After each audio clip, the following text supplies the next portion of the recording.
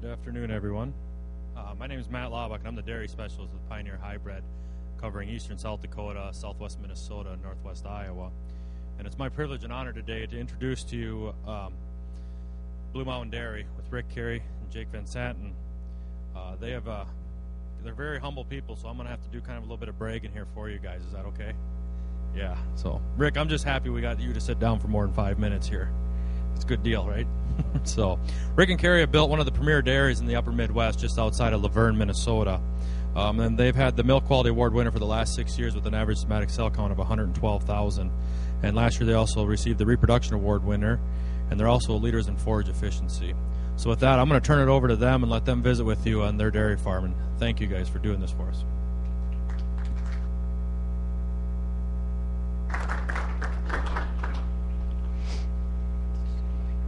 Good afternoon. Good afternoon. I am Carrie and this is Rick, and welcome to our farm.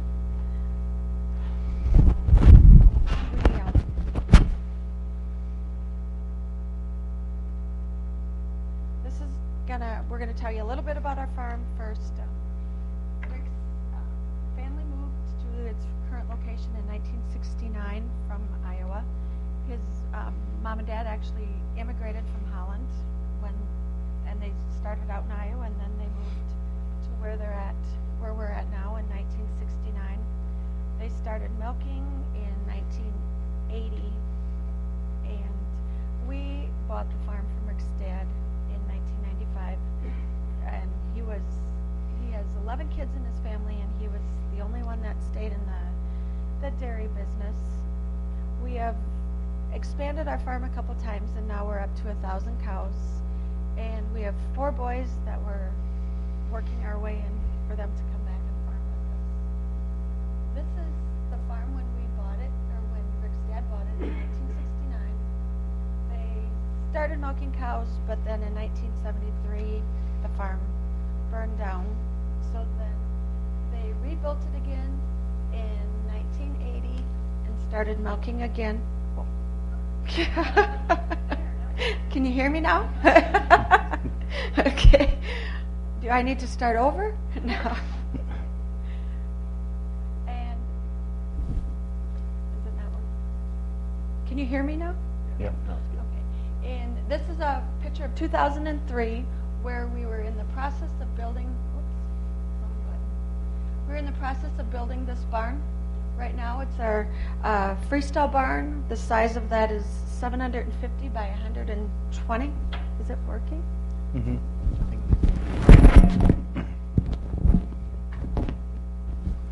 But it doesn't click. Is it getting covered up? Is it? Okay. And this was the new parlor we put up at the same time. They're still in the process right here of building the lagoon that we have on our farm. As of today, we have built another barn over here, which is a transition barn, and our new heifer facility over here. But we don't have a picture of that with us. This is our family. Everyone is involved in the dairy on our family. Over here is our son, Austin. He's a senior in high school. So he's involved in sports, and when he's not in school or sports, he's helping on the farm. Derek, the next one, is a third year at college at SDSU in the agronomy department. Then there's Rick and I. Jacob is with us, and he's in 8th grade, 13, so he helps wherever he can and when he can. Brad is our oldest. He's 24 and graduated from SDSU a year ago in the dairy production. He is our herdsman, so he helps us full time. So we can do things like this. We can finally leave the farm. This is our barn as of today. We have 1,000 cows dry and milking.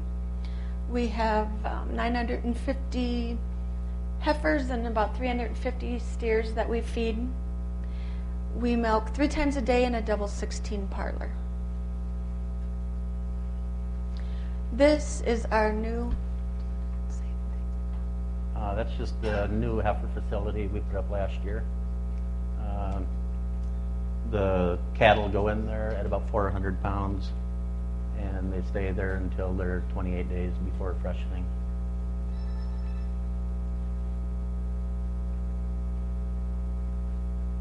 We have, since we put this up, all of our replacement animals are kept on our farm. We used to farm them out to 3 different farms, but now with our new barn up, we keep them all on our farm.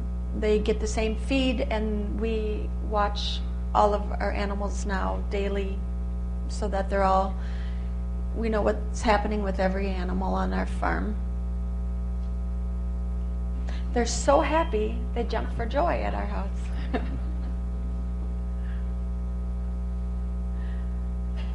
We use all sand bedding in our free stalls. The sand is raked 3 times a day by one of the milkers. They add sand to the free stalls about 2 times a week, and we use a sand settling lane. With a 22 million gallon lagoon, we recover about 99% of our sand that we have that we reuse in our barn. And anything else? No. This is where we're located, right here, right by the South Dakota border and the Iowa border. We farm 1,200 acres, and we raise all of our own corn silage and alfalfa. And this is our primary focus of what we're going to discuss today: the milk quality and milking protocols, reproduction and heifer management, quality forages for ration efficiency, and cow health.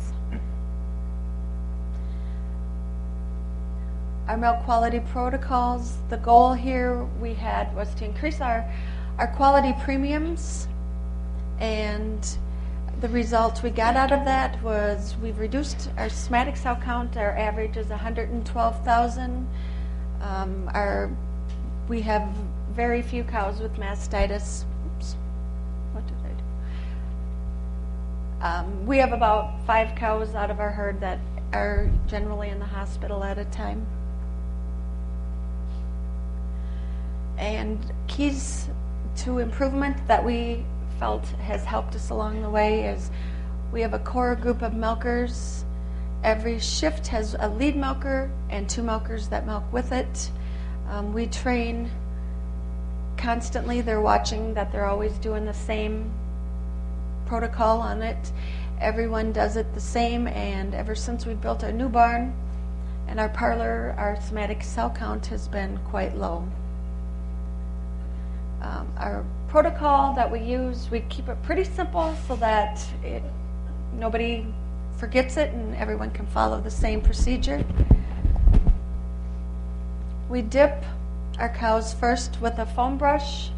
We found using a foam brush it's not as wasteful as the spray.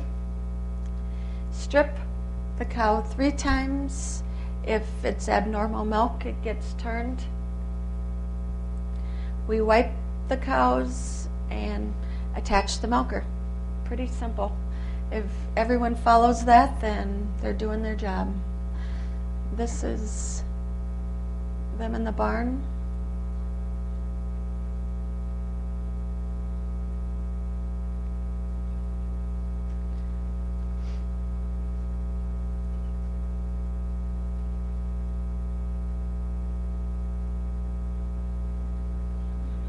We're really quick. That's how we get it done so fast. Everyone follows the same procedure, and in the video it showed them all going. That was one-time milking. Speeded it up, of course, so that you could see how our procedure went. Our reproductive management, our goal was to improve our first service conception rate and bring heifer management back home, which we did when we built our new barn. And by doing that, we have lowered our average rate to 22 months for calving and improved our conception rate and our overall health of the herd is better because we monitor it ourselves instead of someone else on a different farm doing it.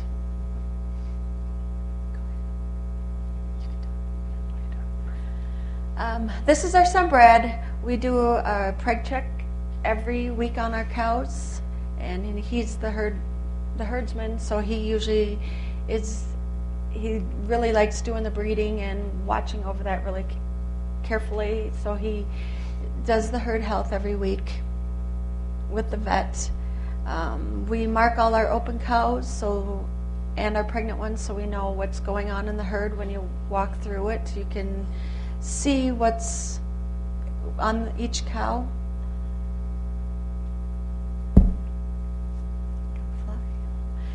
This is our transition, or our dry cow pen, where the cows are calve at. It's bedding packed.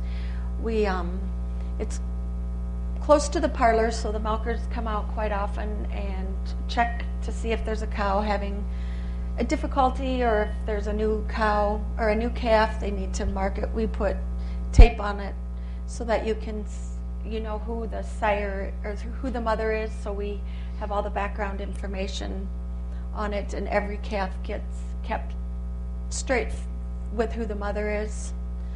So you know for future records what the breeding information is.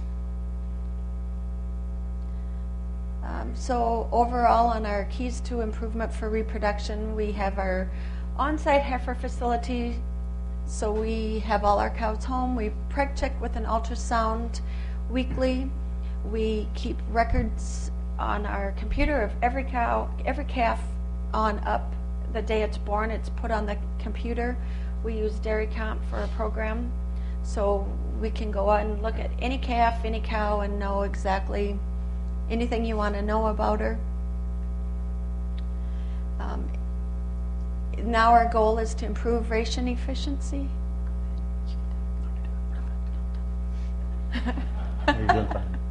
Go ahead.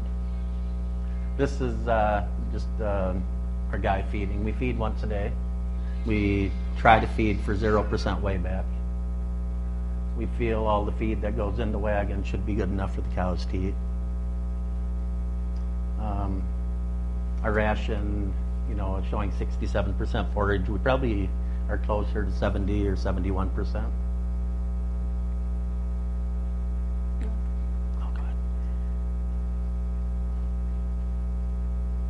There is, most of our lactating cows are fed 1 TMR. We do have a late lactation group, which we give a different TMR just to cheapen it up.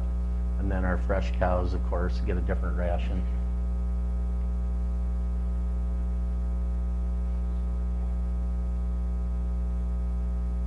Brad must be doing preg check again. We use Feed Supervisor for our feeding management. Very good program. This is just one of the reports. Shows the feed efficiency, the cost per cow, milk per cow, cows fed. Next report is kind of the same. Cost per hundredweight.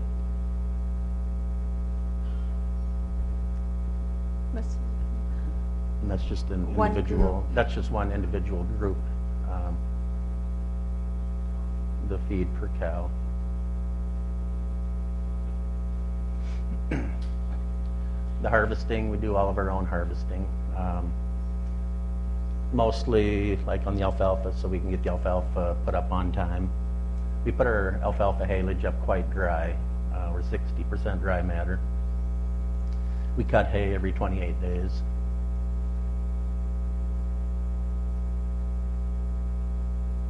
We use the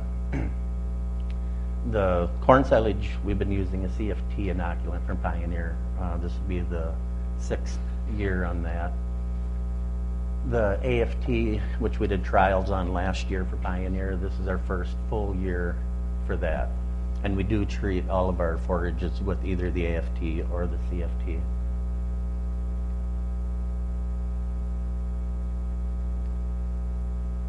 Packing is very, very important. We try to shoot for 15 pound on the packing on the corn silage.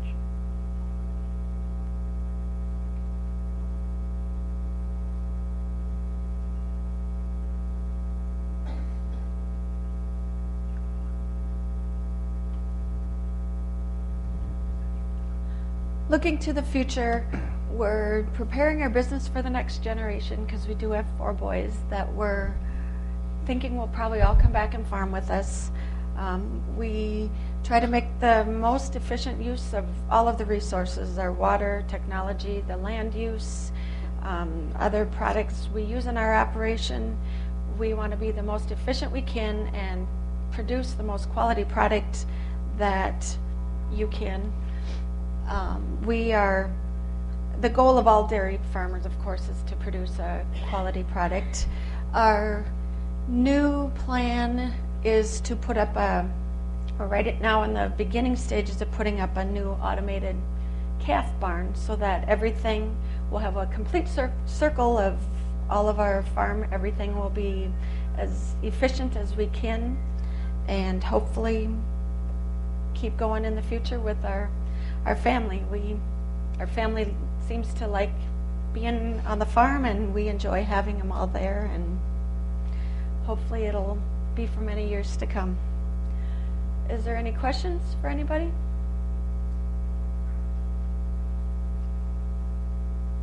Yes? How many days do we keep our cows in the fresh pen? Well, depending on room, but it's normally about 40 days. Yeah, they go into, it's a group of 100 cows. So the day they're freshened, they go into there.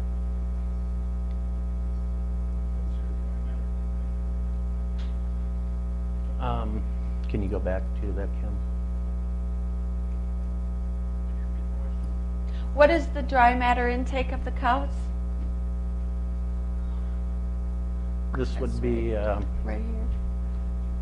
on the whole herd is 51, Did I do that? I think it was the other screen, Kim. 51.5.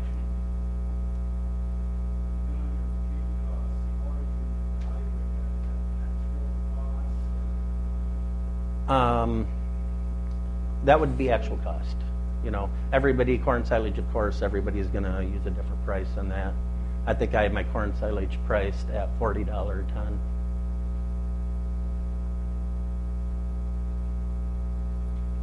You raise all your replacements. Yes. Mm-hmm. Are you possibly considering buying timber? No, I don't think so. I mean, you're talking the single cow milking or... All the robot that everybody's talking about. Right.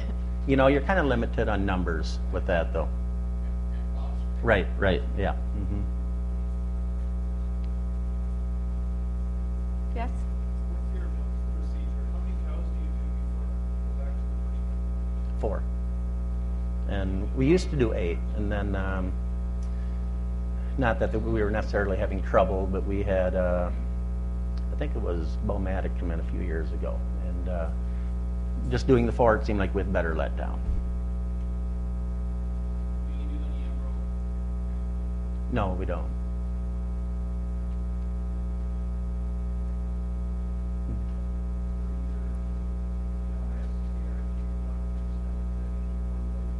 String 1 through string 7.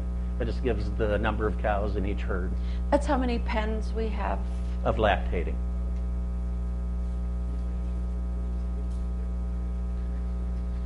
You know, that would be with our heifers and dry cows and transition.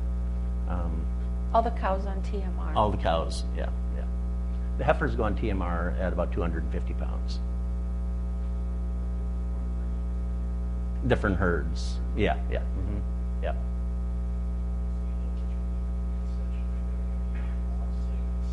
We use a double off sync. No seeders. Somewhat. You know, my son works very close with select sires. You know, they're picking good bulls, but they do look at the conception rate also, or the settling. Yeah. We are mating also, yes. Mm-hmm. Any other questions? Yes? Was there a reason for making the daily 40% moisture? It just seems like it keeps better. When it gets up to 60, we start to get kind of sour and doesn't stay fresh in the barn as long either. Just piles. Everything is a drive over pile.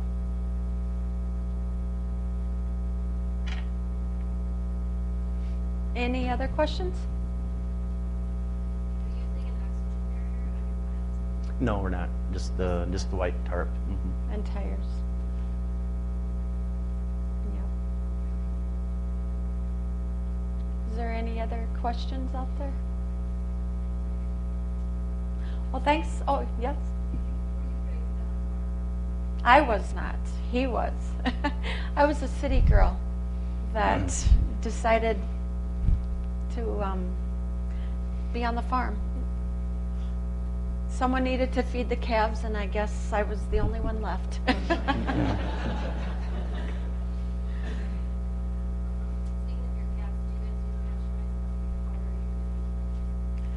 Right now we're using pasteurized milk. We're using milk replacer until we get a pasteurizer, and now we're trying that avenue. Not, Since April. yeah. It's few just months. a calf taxi. A milk taxi or something. Yeah.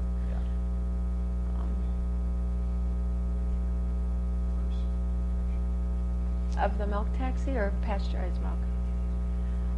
Actually, it probably is easier. You don't have to mix your milk all the time, but I don't know. I think we have a good rate. You know, we lose very few calves. You know, the bull calves we always fed our throwaway milk, and then we would mix milk replacer for the heifers. And it seemed like the bull calves always did better. And well, they're bigger boned, of course, you know. But so it's just easier, I think. We'll probably have to switch back to milk replacer. You know, once you get, if we do the automatic feeders, that's through milk replacer.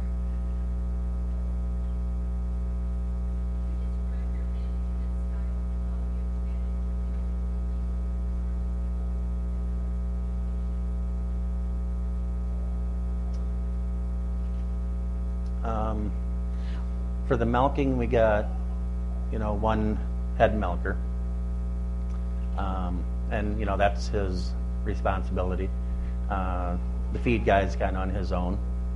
And then we have a couple outside people, which, we day by day take care of them. And, but I'd say just the one milker. But we're also, as a family, we're out there all the time. Yeah, Rick yeah. and Brad are out there daily. They interact with people constantly. His phone is attached to his ear most of the time because people are always calling with a question. And we're just they're involved. We're always out there. They know if we're not there that, we must be gone or something because they're always involved in the farm.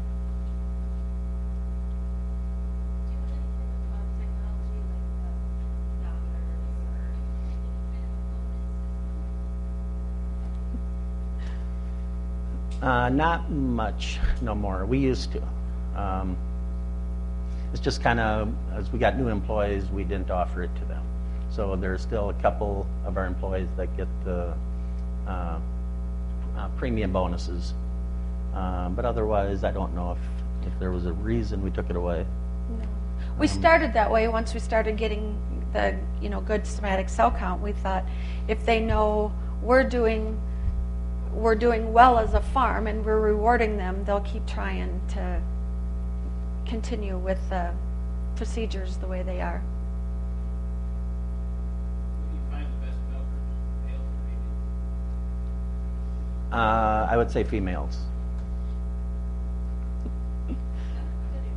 We have some of both. Yeah. I think it's all Hispanic, except actually my feed man is not. Sorry, what was? Oh, for we use the tag just for milk records and such. Well, for breeding, knowing what herd they're in, but We don't use the pedometers for walking or anything. No. It's just they all have the computer chip the Bomatic on their ID. neck. Yeah. When they come in the barn, you can see what cow it is and how much milk they gave, Mhm. and that automatically gets sent to the computer after every milking, and we get reports to show how each herd did, how long it took. If there was cows missing, if there's cows in the wrong herd, that shows up after every milking. Then you make adjustments. Then every cow that is down 10% on milk will be checked, looked at, or, we check the next milking.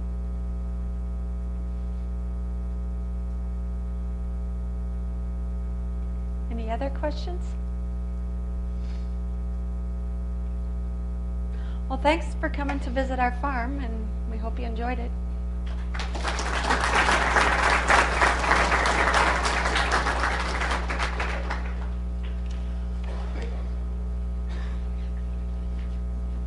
Can you turn my microphone? Jacob.